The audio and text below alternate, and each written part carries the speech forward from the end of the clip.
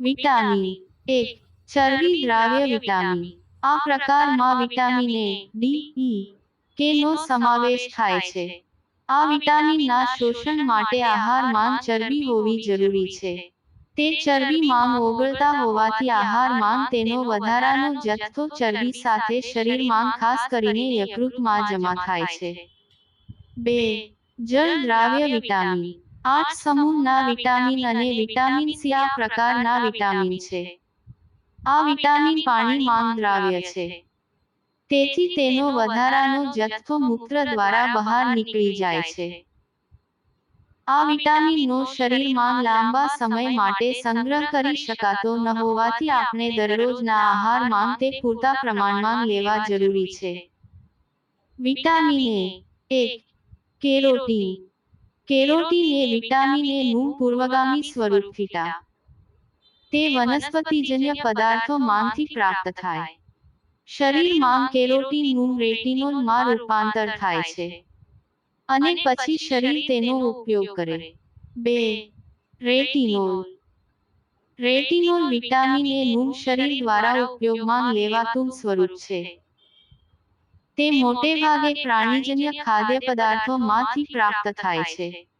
પ્રાપ્તિ સ્થાનો: માખણ, દૂધ, દહીં, ઘી.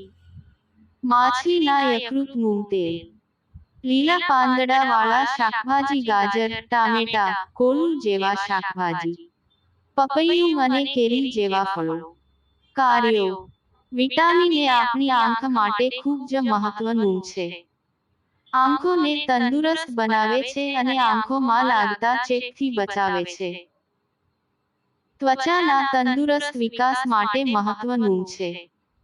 અન્ન માર્ગ અને મૂત્ર માર્ગના શ્લેષ્મીય આવરણ માટે મહત્વનું છે.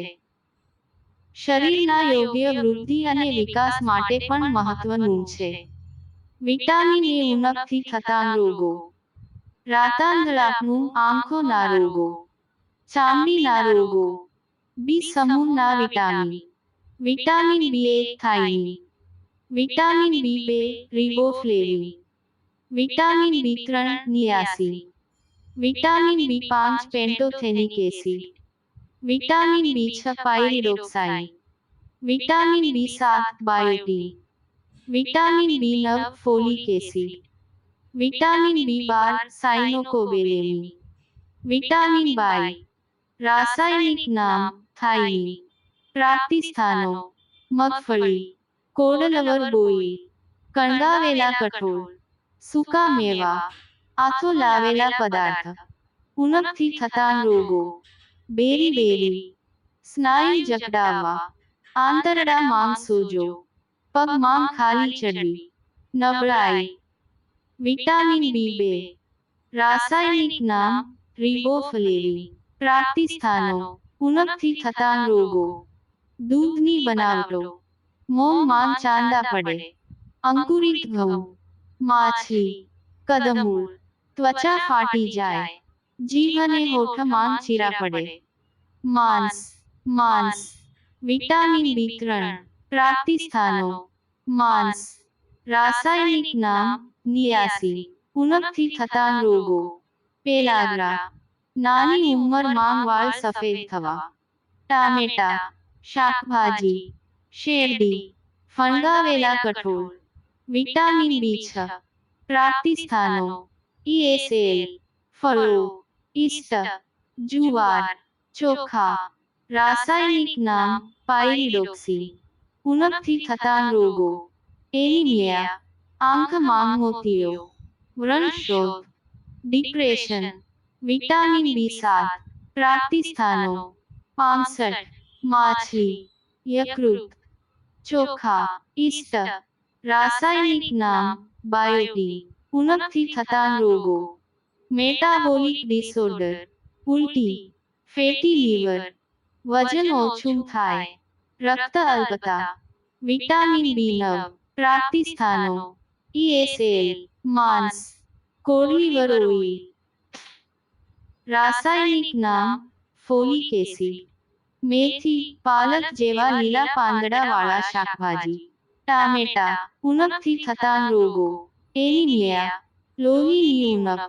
મોમ માંગ ચાંદા પડવા, સગર્ભાવસ્થા માંગ પાંડુરોગ, વિટામિન બી12 રાસાયણિક નામ સાયનોકોબાલમી, પ્રાપ્તિ સ્થાનો પ્રાણીજ આહાર, દૂધની બનાવટ, ઉણપથી થતા રોગો, લોહીની ઉણપ, એનિમિયા, ડિપ્રેશન, ખોરાક માંગ અરુચિ, વજન ઓછું થાય, vitamin C.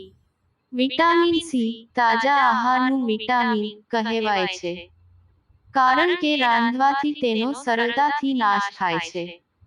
Vitamin C ascorbic acid તરીકે પણ ઓળખાય છે.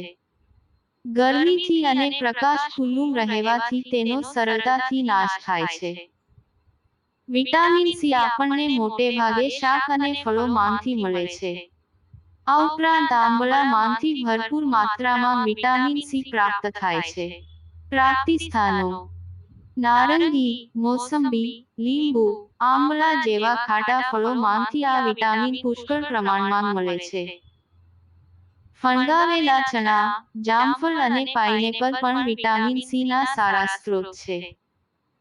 કોબી, લીલા મરચાં, ટામેટા વગેરે શાકભાજી, પાલક, મેથી જેવા લીલા પાંદડાવાળા શાકભાજી. કાર્યો આપણા દાંત અને પેઢા તથા ત્વચાના તંદુરસ્ત વિકાસ માટે વિટામિન સી મહત્વનું. તે આપણને ચેપથી બચવામાં મદદ કરે છે. શરીરની રોગ પ્રતિકારક શક્તિ વધારવા માટે વિટામિન સી ખૂબ જ ઉપયોગી છે. Vitamin D. વિટામિન ડી આપણને મોટે ભાગે આપણી ત્વચા નીચે રહેલા એક પૂર્વગામી તત્વ હાઇડ્રોકોલેસ્ટ્રોલ માંથી મળે છે. જ્યારે સૂર્યના કિરણો આપણી ત્વચા પર પડે છે ત્યારે હાઇડ્રોકોલેસ્ટ્રોલ નું વિટામિન ડી માં રૂપાંતર થાય છે. ઉપરાંત આપણા આહારમાંથી પણ વિટામિન ડી થોડા પ્રમાણમાં પ્રાપ્ત થાય છે. પ્રાપ્તિ સ્થાનો વિટામિન ડી માટે આપણે મોટે ભાગે આપણી ત્વચા હેઠળ રહેલા હાઇડ્રોકોલેસ્ટ્રોલ પર તથા સૂર્યકિરણ પ્રક્રિયા પર આધાર રાખીને છીએ. વિટામિન ડી મુખ્યત્વે પ્રાણીજન્ય ખાદ્ય પદાર્થો માંથી પ્રાપ્ત થાય છે. માછલી, માંસ, ઈંડાની જરદી, દૂધ, માખણ અને ઘી વિટામિન ડી ના સ્ત્રોત છે. માછલીના યકૃતનું તેલ વિટામિન ડી નું ખૂબ સારું પ્રાપ્તિ સ્થાન છે. કાર્યો આપણા શરીરમાં કેલ્શિયમનું યોગ્ય શોષણ તથા હાડકાં અને દાંતમાં કેલ્શિયમ જમા કરવા માટે વિટામિન ડી મહત્વનું છે. મજબૂત અસ્થિ બનાવવા માટે, તંદુરસ્ત દાંતની રચના માટે વિટામિન ડી ઉપયોગી છે. વિટામિન ડી ની ઉણપથી થતા રોગો, સુક્તાન, હાડકાં નબળા પડવા, હાડકાં તૂટી જવા, દાંત તૂટી જવા. વિટામિન એ ની ઉણપથી થતા રોગો, પ્રજનન તંત્રને લગતા રોગો થાય, પ્રજનન કાર્યમાં તકલીફ પડે, નિસંતાનનું. વિટામિન કે પ્રાપ્તિ સ્થાનો કાર્યો લીલા પાંદડાવાળા શાકભાજી જેવા કે પાલકની ભાજી, મેથીની ભાજી, રેડિશની ભાજી વગેરે માંથી વિટામિન કે સારા પ્રમાણમાં પ્રાપ્ત થાય છે. વિટામિન કે રુધિરને જામવામાં મદદ કરે છે. શરીર પર જ્યારે પણ કોઈ ઘા લાગે ત્યારે વિટામિન કે શરીરમાંથી રુધિરને વહી જતું અટકાવે છે.